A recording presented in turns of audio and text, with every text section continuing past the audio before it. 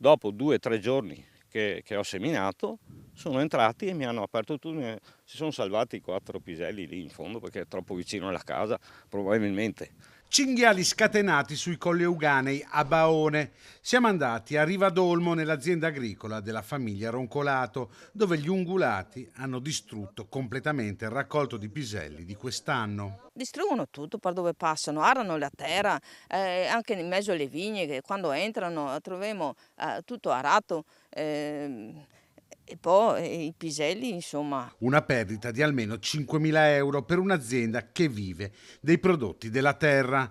Gli agricoltori cercano di porre un limite alla fauna selvatica, ma non sempre ci riescono. E lungo i campi ci sono queste recinzioni elettrificate che nonostante tutto però non scoraggiano i cinghiali.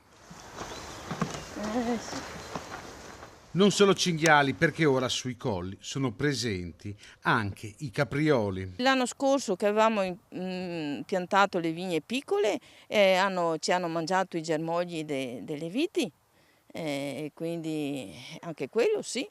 E adesso speriamo che, ho sentito anche parlare che sono in arrivo anche i lupi, allora siamo proprio, proprio a piedi di tutto. La richiesta è di maggior controlli da parte degli organi competenti. La situazione secondo me è scappata di mano, nel senso che i controlli sono pochi, non so perché, non riesco a spiegarmi il motivo. Gli agricoltori, presidio del territorio, devono sottostare a rigorosi controlli, la fauna selvatica no. Vogliono tutelare il territorio anche a livello della flora, ma i cinghiali distruggono anche quello. Noi, dicevo prima, parlavo col marito, abbiamo dei gladioli selvatici, abbiamo salvati perché li ha portati vicino a casa. Se non si pone rimedio ci saranno sempre meno persone che lavoreranno i campi. Qua noi, qua sui Colli Ugani si vive dell'agricoltura, non è che si vive agricoltura e turismo.